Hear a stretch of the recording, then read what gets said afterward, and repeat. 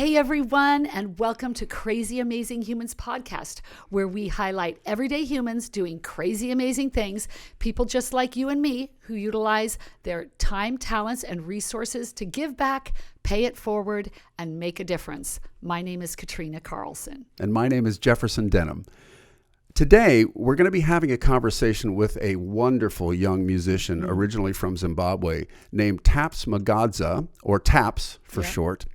He has overcome so much in his life to get to where he is now, and he also has made it a personal mission of both his artistry and his life to integrate a spirit of giving back.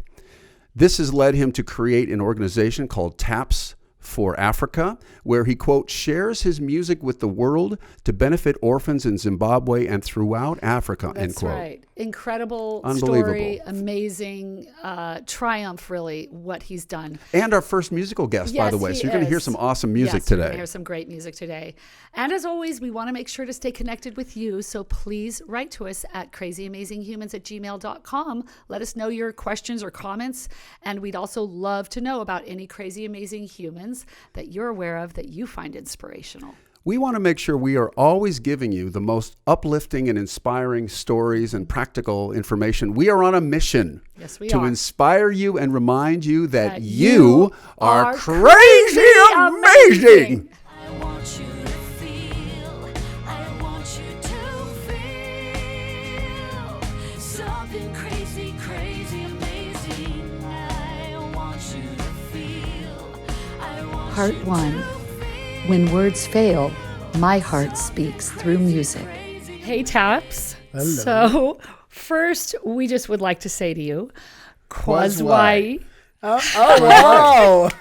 We do all right? How do we do? Yeah, that's it. Hey, Kat. So, it's, Nicely okay, done. did we do all right? Kwazwai. I feel like I can go there now. So, you're from Zimbabwe. I'm from Zimbabwe, yes. And what does Kwazwai mean? And will you say it correctly?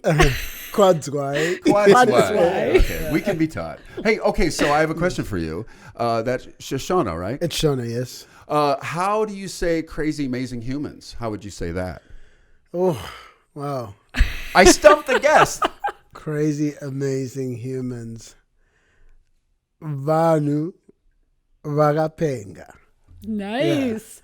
Okay, ready? Let's try it. Welcome Vanu. to Vanu. Valu. Vanu. Vanu. Vaka. Vaka. Penga. Penga. Yeah. That's easy. That's okay. That's phenomenal.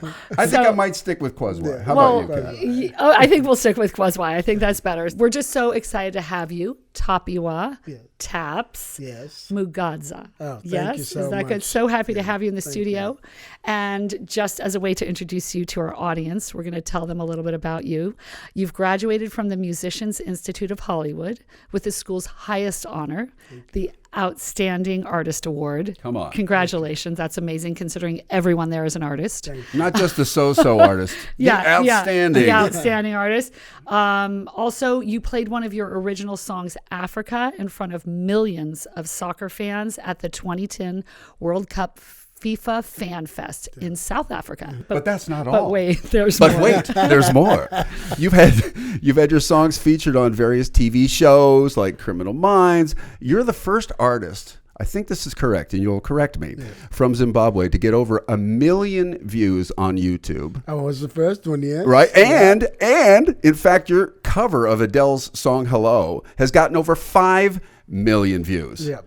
Woo, you're legit. Thank Taps, you. welcome to the Crazy Amazing Humans podcast. Thank you so much. Thank you for being here. Thank you for being here. And so, do you want to start by telling us a little bit about your music and what inspired you to do music? I think for me, music, I always look at it as it's been a lifeline for me.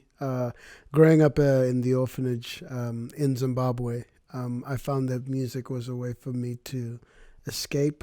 I knew when I ran out of words to say, music seemed to say everything else that I needed it to say. So, not to give away too much, I hope, but you were left on a doorstep at 2 days old. Yes. And here you are in California. What happened? So, like you said, I grew up in Zimbabwe at a home called Harare Children's Home. Dropped off 2 days old. Never met my parents. I've never met any family. And so the children's home was this place of refuge. It was my family. It's the only thing I'd ever known. And then at 9 years old, I got moved from that children's home to a boys' home. So you can imagine, even in your own home as a child, and they come and take you out of that home and they say, we're putting you in a completely different home. Did you have any warning that you were being taken from one place to the next? No. Right. So I think that we heard a story about maybe a nun that you went back and saw who was at the children's home, or someone who saw you leave the children's home. Yes, so it's the caregiver, the main caregiver. Her name is Maria Sitole. And she remembers that day like she remembers a lot of kids who leave. And I know for her, she said it's as traumatic for her as it was for us. I remember they had to pry me off all the walls and the fences. And they had to get a couple of grown men to put me into this car that was going to be driving me off to my new home. And so that was quite a traumatic time in my life. That was 9 years old, you said. 9 years old. And because of that, I kind of slipped into myself, and I became very mute, very quiet, never really spoke much. Once you got to the I was a quiet kid already. When I went back and I spoke to Maria, I just wanted to know what I was like as a kid. And she said, oh, you were very quiet. You enjoyed your own company. You loved to be out in the bushes. And I always tell this story. If they ever made a movie about me, there's this little 6-year-old boy who's sitting in tall golden grass that's taller than him. And I would sit in this grass and I would sing to myself, kind of staring out into the distance. And so that's what I did when I was a kid. Yeah. Okay, wow. So what were some of the songs you sang? I remember one of the songs that I would sing went like, it's gonna be alright, Taps. Someday it's gonna be alright. All the pain will go away. It's gonna be alright, Taps. Someday it's gonna be alright. So you were there comforting yourself. That's really beautiful. At 6 years old. And you just made that up? Yeah. Wow. Yeah. That's so good. You were giving yourself really positive words, And it's amazing. At 6 years old, I didn't know it then, but now when I look back, I understood that music could comfort me. And it was a way to release all this tension that I was feeling at the time. Okay, I really identify with that. My first album I wrote was very much about my trauma and my childhood, and I really worked through a lot of that with that, and it is healing. There is no doubt that music is healing. Yeah. What was day-to-day life in the orphanage that you can recall? So from 2 days old until 9 years old, you were there at an orphanage. I know the early days we had kindergarten at the children's home, so we didn't have to go anywhere. So day-to-day life, we got up and we went and do arts and craft, and then the day was ours. And most of the time we were left to ourselves, and then sort of 6 years old to 9, we went to regular schools with regular kids. And I think for me, that's sort of when the questions started, because I used to see some of my friends and I would ask, who is that man or that woman that comes and picks you up? And they'll be like, oh, those are my parents. And I wondered for the first time, where are my parents? Because I thought everybody grew up in a home with 100+ kids. So that's when all the questions started. What did that home look like with 100+ kids? Were there the bedrooms? Were there bunks? Was it like what we? So it's bunks. So it was broken into what they call cluster homes, and so there's 5 different buildings, and each of those buildings has a house mother who takes care of these kids, and because the girls stay there till they're 18 or 20, so they also become the caregivers of the infants to help the house mother. So she's the one who runs the house, but the girls sort of are given the duties to take care of to make sure all the kids are so it is sort of like kids being raised by kids in many ways. Yeah, for sure. So then you went from 9, you went to St. Joseph's? I went to St. Joseph's House for Boys, yeah. Okay, so that transition, did you have friends there who were also transitioning like so you? there's 5 of us that that moved from Harare Children's Home to St. Joseph's. Right. And I think in hearing your music, and I've seen you perform live, one of my favorite songs is Waiting for You. Oh, thank you. And Beautiful I song. do think of that and how you do have this, obviously have had this experience growing up, Right. and what that gives you in terms of your feelings. How did you work that into that song and into these feelings of what was it that caused, right, the trauma? You were left alone. You felt that Right. feeling.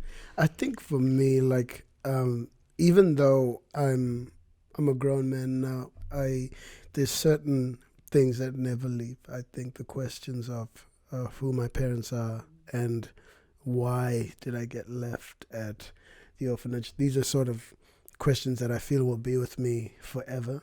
And I think with the song, like Waiting for You, actually my friend from Zimbabwe as well, his name is Tinashe T.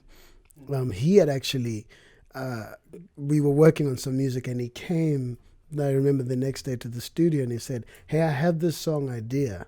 And he played a little bit of the chorus.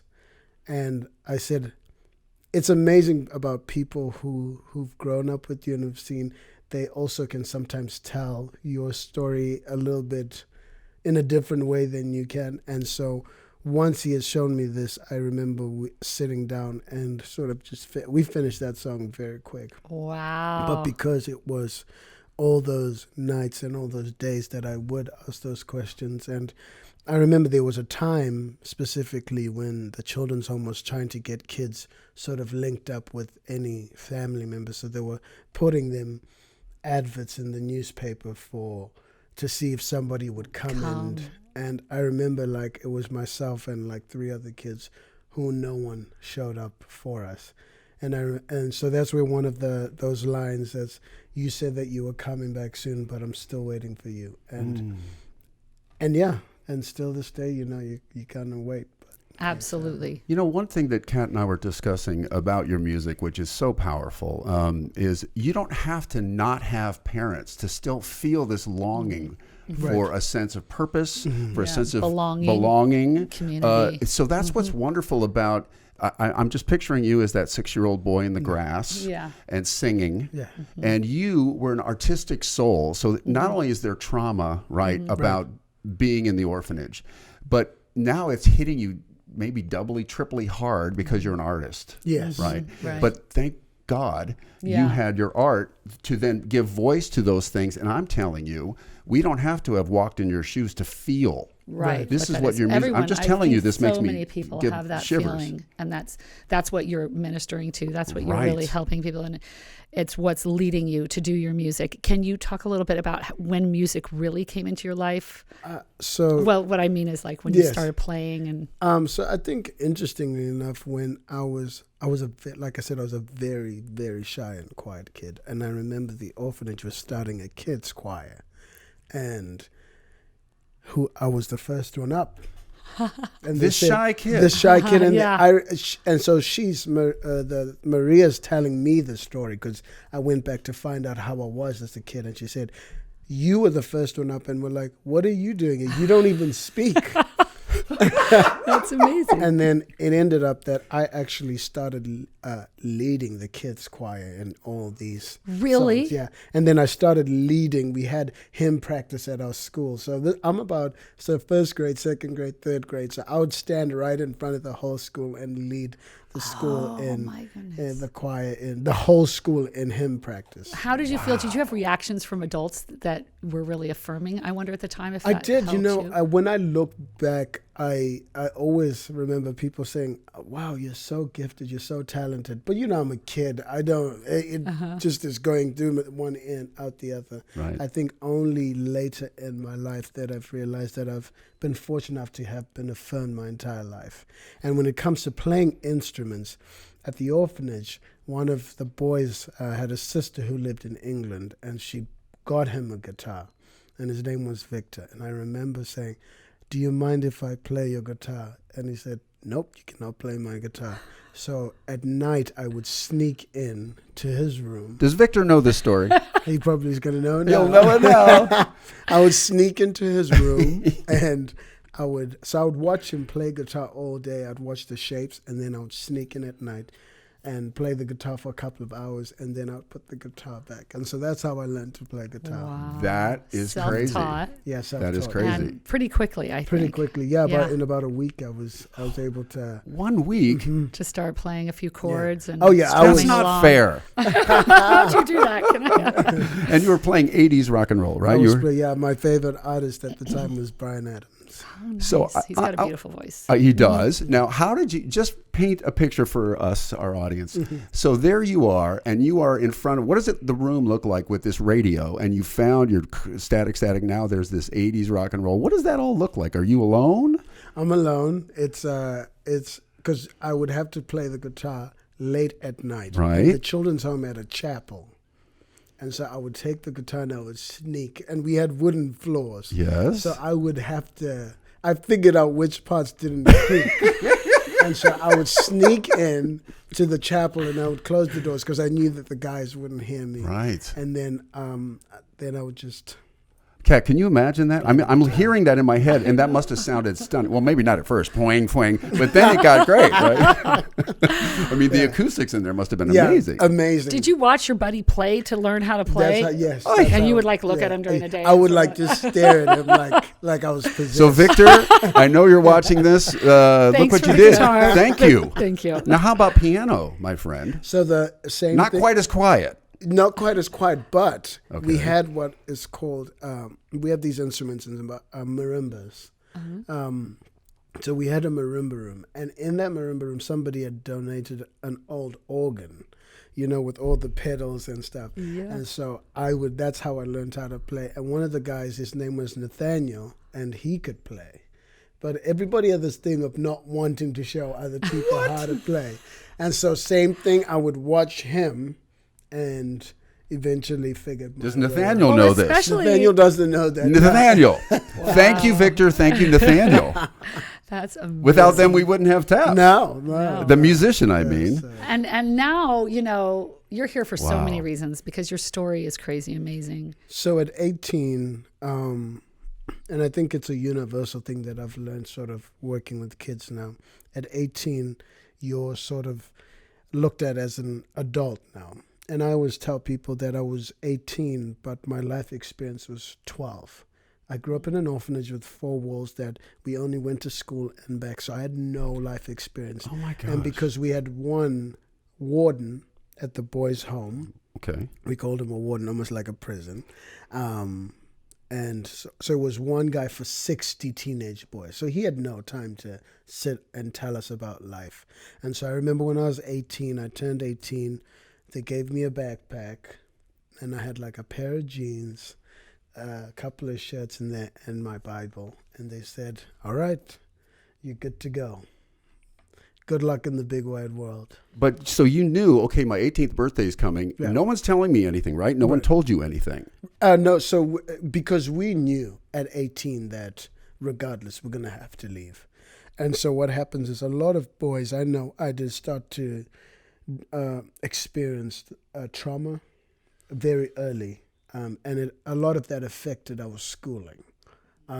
So we have final examinations in our school system that sort of determine whether you can get employed or whether you can move on to university. And a lot of us, and I put myself because I was one of those boys, a lot of us end up failing those exams because the thought of where am I going to sleep? What am I going to eat?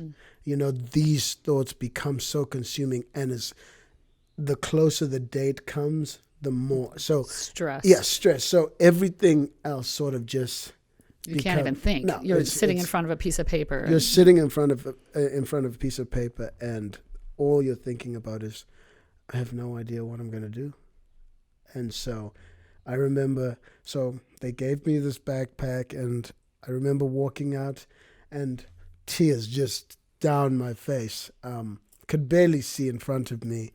And my youth pastor, who never takes that road, just happened to be driving down that road that day, and saw me and said, "Taps, what's wrong?" And I told him, "Oh, I've just been asked to leave the orphanage, and I have nowhere to go." so I'm probably going to look for a bridge or something to sleep under. And he said, jump into the car, you're going to come and stay with me. So I ended up staying with him for 6 months. And then I kind of house hopped for about a year until I ended up with our music director at our church. So yeah, sleeping on the couch and wherever people would let me sleep until he took me and He took you in. yeah. And so And then is that when you started working with the digging of the dishes? It's Rock for Africa? so Africa? Rock for Africa? in that period I met Rock of Africa. Rock Rock of of Africa. Africa. In that period I met a girl. Her name's Regina. She's from Southern California, and I remember she was sitting in a coffee shop and she was on the phone, and I recognized the accent from movies. And so I said to her, I remember walking up, I was so shy, and she tells the story because I can barely remember it. She said, I had my back towards her, and I said, are you from America, California? One day I want to go there. And I just ran off. Because you were still so shy. I was still I'm going to so blurt shy. this out and I'm running. And I'm just going to run off. Oh my gosh. And then about 2.5 weeks later, because she lived out of town, she came to the church where I was leading worship at, and then she saw me, and she waited till the service was open. She walked up to me and she said, my name is Regina. I'm that girl that you saw on the phone, and yes, I'm from California. And I have a team of people coming out. Would you be interested in coming to do the music for us? And maybe even if you can do some translation things. And so Nice. I said, yep. And so we went we went into the rural areas, deep into the rural, as in that's where we were handing out mosquito nets and seed and Bibles as well, because mosquito nets are very important because a lot of kids die. I think Malaria? it's about 5 million kids die every year from 5 million? no, I Oh, think, no, at that time. At that globally. time. Globally. Yeah. Right, right, right. Globally. Okay, Yeah. right. Yeah, Of I course. think Still, that's shocking. That's of malaria. So mosquito nets. I mean, something as simple as that saves a lot of lives. So Yes, that is. And so Rock of Africa was the organization, and that's how I ended up coming over to the States. So she said, come with me. She said, No, the head of the organization said, what do you want to do with your life? And I said, I'd like to go to America and see Disneyland. That was the scope of my vision. That's Got it. wonderful. I like it. I like your vision. That's a really good one, Wow. actually. Yeah, So have you been to Disneyland? I have. Did it Didn't live? enjoy it as much as I Understandable. But it got you here. It got me. It's yeah. about the dream. It's Yeah, about the it's So, about dream. the okay, so how did you, you didn't come over with Regina, but the organization sponsored you Rock over of here? Africa did, yes. Okay, and then tell us about that. Just for me, because I remember maybe you remember this too. When I first came to LA, because I grew up in the Midwest, I'm seeing these billboards, I'm seeing these palm trees. I'm like, where the heck am I? So, how did it feel when you got off the plane and you are now in Los Angeles? What happened? So crazy is I actually flew through Atlanta. Okay, And so when I flew into, I think it's Jacksonville, right? Atlanta. what is that? Well, in Georgia. So, Georgia. yeah, Atlanta, Atlanta, Georgia. Georgia. Atlanta, Atlanta, Georgia. And I remember I saw a train in the airport. Yes. And I was like, I'm definitely in the twilight zone. It is. It's true. You I have was to like, take the train. what's going on here? And, Wow. But true story, I get to customs and I'm by myself at this time. I'm 19, about to turn 20. The customs officer asked me, what is the purpose of your visit? And I said, oh, I'm here to see America. And I had my guitar, and he said, no. He's like, you're here to work. And I'm like, so they took me to a holding room. Oh, really? Oh, my gosh. Took me Welcome to a America. Yeah, took me to a Wow. holding room. And I remember there was probably about 100 plus people in that room. And the officer walks in and says, everybody in this section except this young man who just walked in, please gather your things. We're putting you all back on a plane and you're going back home. And so there's a lot of people crying. And eventually everybody leaves, and it's me in this giant room and two officers sitting. And so they call me up front and they say, you have no address, you have no number, you have no person of contact. How do we know you're going to where you say you're going? And I remember looking at it, I said, ma'am, I'm 19. I'm not just going to fly from somewhere else and come where I don't know anyone. And she looked at me and she said, "You have a guitar. Are you like a wedding?" She's like, "Are you like a wedding singer? No, are you the wedding singer?" And I said, "No, but I can play at your wedding." I didn't know that there was a movie called The Wedding Singer at the time.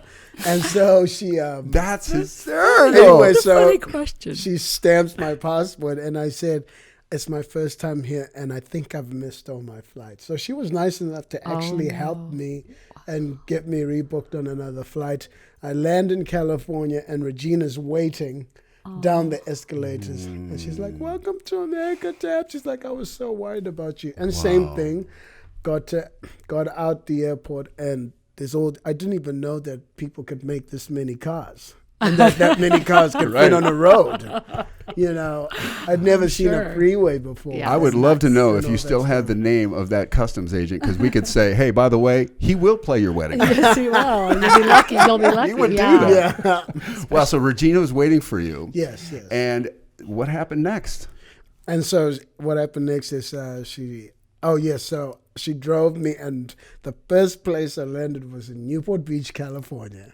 Not bad digs. Wow, it was Not like, a bad place to land. I always say it's like the world was flipped upside down in all aspects. I grew up in Zimbabwe in an orphanage. Newport Beach is very affluent. I was definitely the only black guy at the time, very white. And so it was just so many opposites. Wow. And it was a lot for me to take in at the time. I remember I got quite depressed, actually. Really? Because you were out of your element. I was completely out of my element. What were you doing on a daily basis? Were you helping with the worship? Or? No, I was sort of... so Regina was living in Orange, and on a day-to-day basis, I was kind of just playing guitar and sort of just existing at the time. Okay. Yeah. And then sort of about a month later, we heard about the Musicians Institute. And so at the time, my family now, they've unofficially adopted me, but their son, Dave and Candy Arnold, had a friend called Jim Clementi who came. He was visiting, and he said, "Oh, yeah, I'll drive Taps up to L.A. to go check the Musicians Institute," because they had an open house. And so that's how my journey to Musicians Institute That's started. awesome. Yeah. And so I'm you- just curious because, again, you're an artist. Those before you went to the Musicians Institute, you must have written some songs. Yes, I did. About those feelings, right? What is because we were wondering about your new record. What kind of experiences are you describing on the tracks on the new record? So a lot of that is my childhood. I was never brave enough to write about those experiences.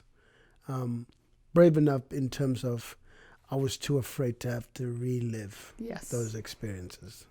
Understood. And so it took a while for me to get to that place, because I knew that every time I sang these songs or I play them, it's kind of going back to that place. But I found that actually it's been quite therapeutic for me, because the more I do it, the easier it's become. Before I went to the Musicians Institute, I wrote a song called Africa, the one that I performed. And it was, a lot of it was the perception of how people looked at Africa, sort of from the different people I'd come across. And it just seemed like it was just full of doom and gloom and tears, and that there was no joy. And so this song, Africa, talks about the opposite, and also that the world gets to write our story, but Africans as well need to be able to write their own story and write their own truth. And yes, there's a lot of sadness, a lot of heartache, but there's a lot of joy and a lot of there's a very huge contrast that these worlds seem to collide all the time, and it's not just one element of it. So those are a lot of the songs that I was writing at that And time. you're doing a lot of giving back through your music, and then you've started an organization called Taps4Africa. Yes. And so, so you found different ways to give back. Can you talk a little bit about that? So I think, part of my journey has always been I am a recipient and of people's kindness, some that I'll never know. And I'm here today because of so many people that have helped. And so this organization focuses on helping kids who were in similar situations like myself. We go back twice a year, in the middle of the year, to distribute school uniforms, shoes. Back in Zimbabwe, we don't wear normal clothing. All the students have to wear school uniforms. It's mandatory, and so without those, they cannot go to school. Wow, really? Right. Yeah. That's like something that separates, like you're prepared. Yeah. And Yep. so, because these are things that when I was growing up at the orphanage, I remember even like walking into class and not having a pen, and the teacher saying, you need to get out of class because you don't have a pen. And so these are some of the things that I've taken upon myself, that all the kids growing up in these homes don't get to experience that shame. Yeah. Something as simple as a pen can Separate you. Can separate you. And so school uniforms, pens, shoes, books, mathematical sets, you name it. That's amazing. Now, And then Christmas time, we go back and we sort of get a list from the kids, and then whatever we can, we get each kid, and then whatever we can do on that list, we do that for the kids. that's, you find out what they need. Find You out get what their they need. sizes. You Yeah. get everything. We get their sizes. We'll usually talk to the children's home and say, what do the kids really need? And so we'll get that specific thing and then add in a little something personal. I heard an interesting story about not being able to bring anything there, and that you have to kind of like have everything on your. Yeah, because customs makes it difficult to bring these things in, because they just want to charge duty on them. So if I've bought last time I bought 60 pairs of soccer boots for the boys, because they love soccer, and they charged me duty on those boots. My goodness. And if I had left them at the airport, they would have been stolen. So I had to pay like $600 or something. Really? Yeah. And then what would you have bought them for in Zimbabwe? How much could you buy soccer boots for? Can you even bought them there? I wouldn't have found them there. Okay. So So to avoid the duty, though, now you're just bringing cash and buying things there? and just buying the things there. Yeah. And then for the much smaller things I can't take, but when you're doing stuff in bulk, it just becomes, because they just look at it like, no, you want to go sell these things. Yes, And right. I'm like, no, I actually don't. To be fair, I didn't have any letter or any documentation saying that this is what it was for, but I wonder if there's some way to get around that. But that's amazing that you do that for those kids. You remember, and you're going back. You're not just, staying here. You're making sure to take time. How long do you go for every time you go? I usually go about 3 weeks. Nice, nice. One thing we were wondering too is, because of your story and because of the gravitas of what you've been through, what do you tell these kids? What do you say to them? What kind of conversations do you have? I think it's more like in the way you carry yourself. I think for the kids, I always tell the story. It was Christmas time, and I was handing out some pizzas and some Christmas presents, and a little 9-year-old boy came up to me, and I will never forget this day. And he yanked on my shirt. He was a tiny little guy, and I remember kneeling down, and he said, "I just don't believe that you grew up here." And I said, "Why?" He said, I just can't. And I said, "You can blindfold me, and I'll take you to every corner of this house." And I remember him saying, "So you're telling me that I can be anything that I want to be?" And in that moment, I realized that, the music for me is the vehicle, but I think the ultimate message is the hope. Yes. That it brings for them. Yes. And so I think I would like my life to exemplify hope, because for a lot of them, now when I go to the boys' homes, a lot of them say, "I want to be like you. I want to come back and do what you're doing." Right. And so I know also part of your mission is to, when the kids are aging out, to try to help them transition there too. Yeah. So we've got about, at the moment, there's about 8 boys in a transition home that we have. And literally, if I stopped supporting them, it would cease to exist. Right. There would be, the boys wouldn't get helped at all. So there's about 8 of them. Did they come out of St. Joseph's? They all came out of St. Joseph's. Okay. Yeah. And interestingly enough, I've just been, a couple of people have been reaching out to me saying that is there any way that you can take some different children's homes? I mean, at this point, we can only do 8. Right. We do what we can, but because it's such a need, because people, assume that, the kids are 18, they can just run off and make something. In a country that has almost 92% unemployment, how do you find a job? And for a lot of these kids also who, like I said prior, didn't do well in the examinations because of that stress. So for a lot of them, we have them back at school, and so they're redoing their exams and right. all that stuff. And Right. so just to get them better footing.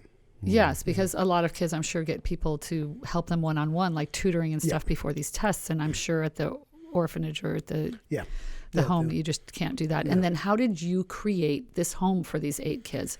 How did that happen? How did you find the place and all that? I got a call, probably because Zimbabwe was 10 hours ahead. It was probably about midnight. And my friend calls me and says, there's 2 boys that who are living on the street.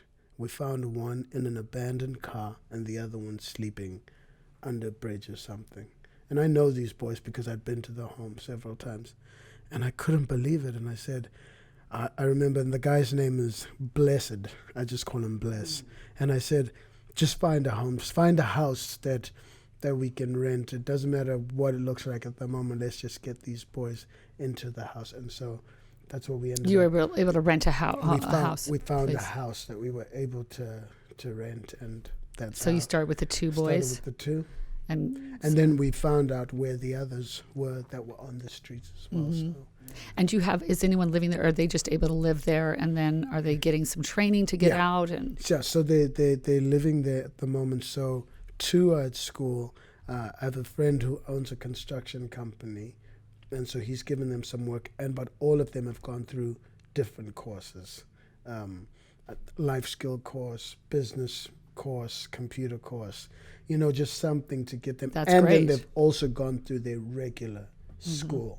So the first thing we try and get them to do is to go back and redo, so they can get that certificate to say that they've completed their education. So Now, you had said on your website, because of the hard road that you walked from an early age, you're able to overcome the trials that life throws at me. yes, Right?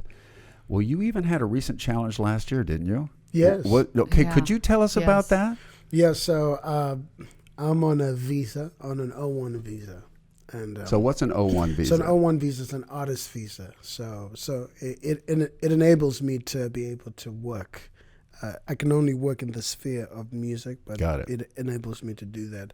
And at the time, my papers hadn't come through, and we had hit a few roadblocks with our last immigration attorney that we were dealing with, who had sort of filed the wrong paperwork. And so I was got a notice from the government saying that I had I think at the time, about a week to pack up all my stuff and Wow. and hit the road.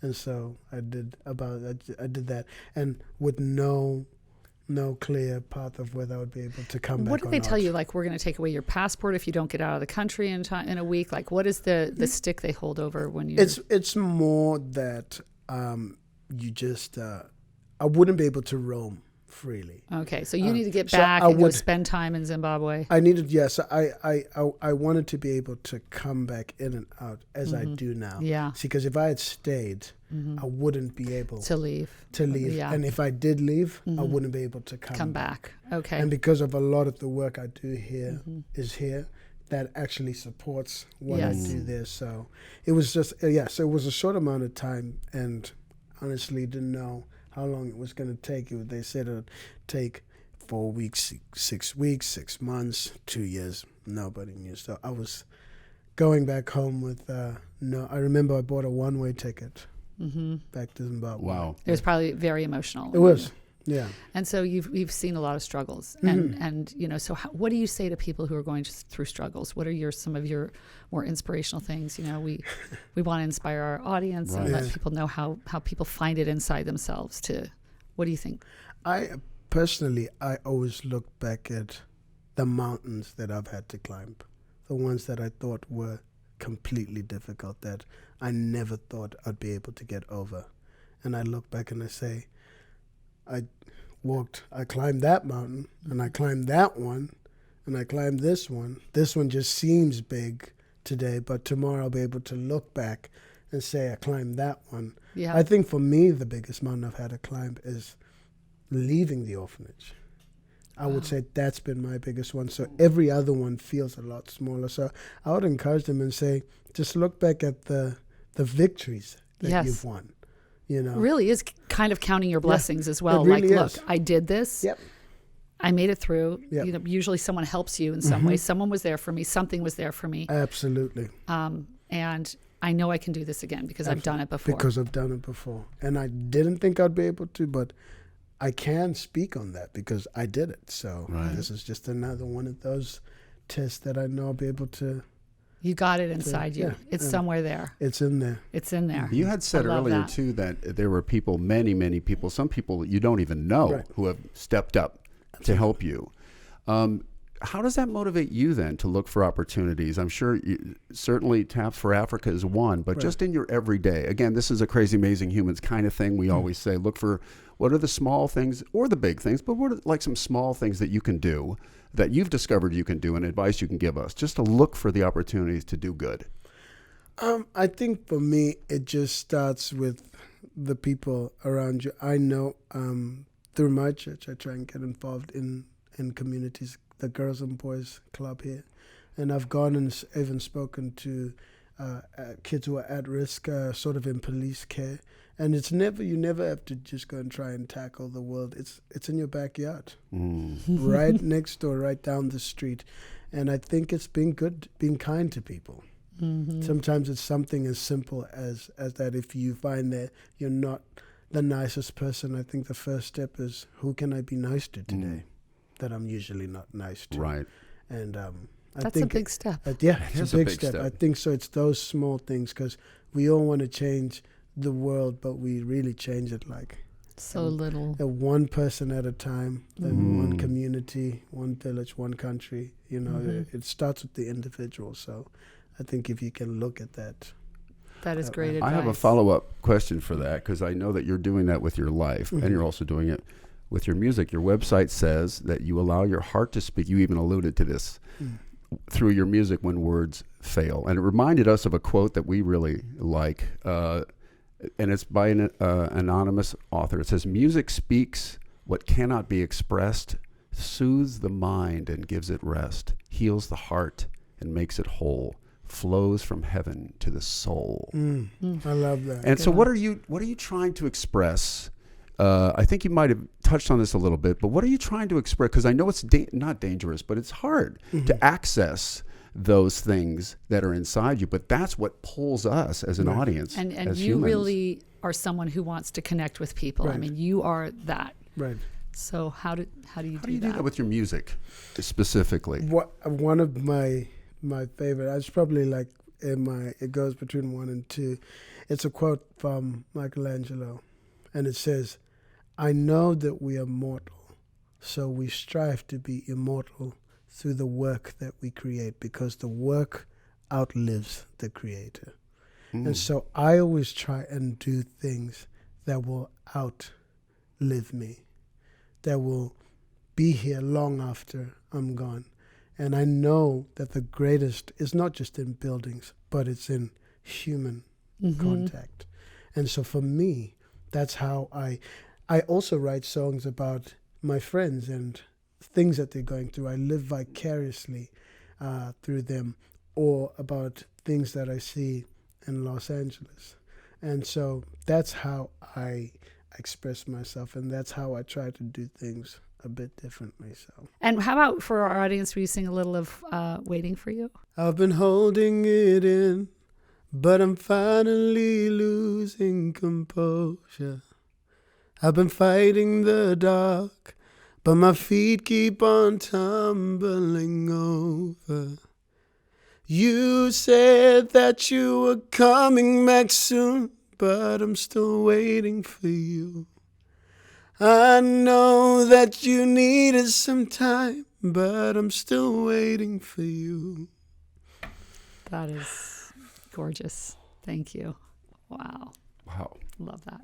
All right, so Taps, Taps4Africa.org, Yes. right? .org, yes. How can we, as Crazy Amazing Humans, as the Crazy Amazing Humans community, how can we support you in that endeavor? There's a link on the website where you can actually go and make a donation, and it's actually a 501c3. And so even if you make a donation, we'll be able to. You can write that off, and so all that money, 100% of it goes to the kids. 100%. That's fantastic. Wow. Yep. 100%. Yeah, we That's have great. no admin fees. I pay for my own flights and all that stuff when I go back there. And that's the way I've wanted to set it up, where all that actually goes to benefit the people who need it most. That is powerful. Wow. Absolutely. All right, so Great. go to the website, Yes, people, please. and donate. We And will be doing that. for sure. We will be doing. Your charity or your organization Yeah. that you started with Take the Heart of Foundation. Nuba? Yeah. Take Heart. That's It does- exactly we what do they the did same too. thing. I was like, it needs to be 100%. Yeah. It needs to be 100%. You just And feel better about you know that, that, don't you? and you know my husband Ken Carlson. Oh, yes, I very sure well. do. And so you know he Great did the man. Heart of Nuba and something in Africa, another African connection, really. Right. And that was our first episode ever on our podcast with Dr. Tom, who he did that documentary about. So What an extraordinary man. yes, Dr. yes, Tom. yes, he is. As yes. are you, my Yes, friend. thank you. Thank you so much. And it's just so great to have you. And we were wondering if you wouldn't mind if we got a couple guitars and a keyboard, and maybe this is my rehearsal studio that I converted halfway into a podcast studio. The other side has a lot of my rehearsal things. So we thought maybe we'd bring some of that over here, and maybe we'll sing a song or two together. Sounds good. Amazing. Part 2. The music is the vehicle. The message is hope. So Taps, we're really excited to tell our audience about what you're up to with your music right now. Yes, so I've got an album coming out pretty soon. It's called 31 Denby Avenue, and that's the address of the boys' home that I grew up in. Wow. And it tells all the stories of growing up in all the highs and definitely the lows and the in-betweens. And the album's currently being mixed. So it's going to be on all the streaming platforms, Apple Music, iTunes, Spotify, wherever Great. people get music from. And if people want to find you as an artist, is it just Taps or? On iTunes, yes, it's Taps. But if they TAPS. want to find me on social media, it's Taps Empire. Everything's Taps. Taps Empire. Empire. I like Nice. it. Going big. Okay. Go big or So, go home. right. Nice. So I thought I'd share this song with you. It's the song's called "Where Were You?" and I wrote the song when I went back to Zimbabwe about 1.5 years ago, when one of the kids I grew up with passed away, and his family showed up, even though that he didn't have any family. At least so most of us thought he didn't, and they just popped up out of nowhere, and so it made me wonder if my family would show up, you know, when I passed away. So. Heavy subject, but here we go. I remember nights when we were young, 50 young boys left in some old home. We talk about our lives and what went wrong. Maybe someday we would all belong. I remember sleeping all alone, late at night crying in my bed. I think about it every now and then, so haunted by these questions every day. Where were you when our hearts were broken? Where were you when our love was stolen? With tears down our face, we search for saving grace. So where were you when our worlds were shaken? Many years have come and gone by now. Some things deep inside us never change. I wanna let it go, but don't know how. haunted by these questions every day. So where were you when our hearts were broken? And where were you when our love was stolen? The tears down our face, we search for saving grace. So where were you when our worlds were shaken? So where were you when our hearts were broken? And where were you when our love was stolen? The tears down our face, we search for saving grace. So where were you when our worlds were shaken? Cold, cold nights like this remind me of when I was just a little boy. Cold, cold nights like this remind me of when I was just a fragile boy. So where were you when our love was stolen? And where were you when our hearts were broken? With tears down our face, we search for saving grace. So where were you when our worlds were shaken?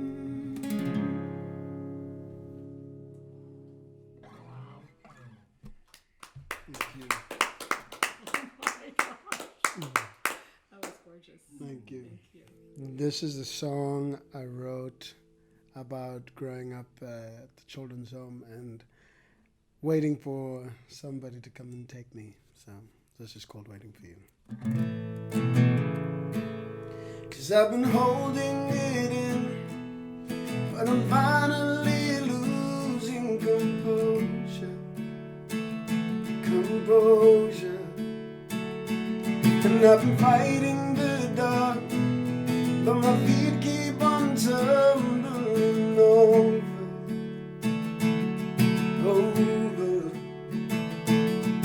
So why did you leave when I needed you here? You packed your bags as I held back the tears. You said that you were coming back soon, but I'm still waiting for you. I'm waiting for you. And I know that you just needed some time, but I'm still waiting for you. I'm waiting for you. And maybe I'm so foolish for hoping you'll come back for me, hoping you'll come back to me. You said that you were coming back soon, but I'm still waiting for you. I'm waiting for you. Like a child lost in a war, I'm so scared and I'm running for cover.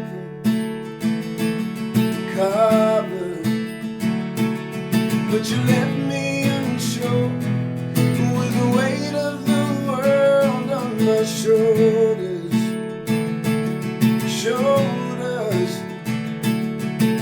Why did you leave when I needed you here?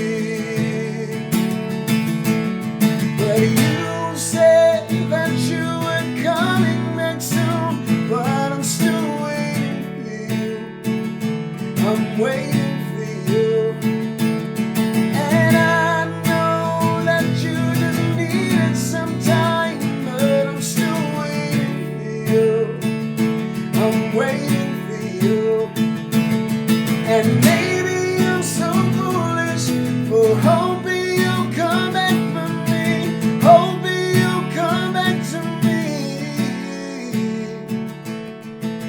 You said that you were coming back soon, but I'm still waiting.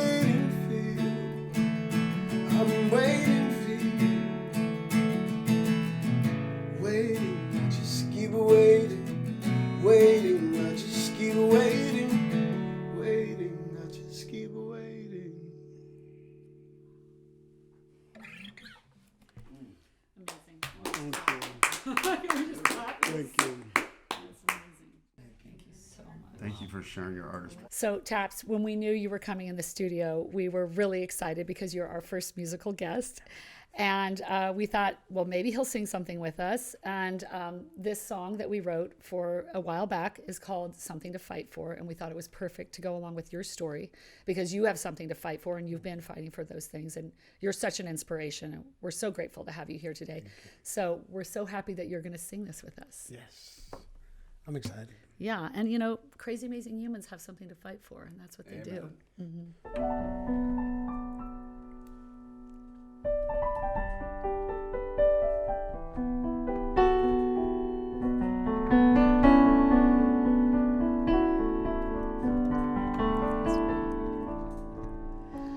We all need something to fight for.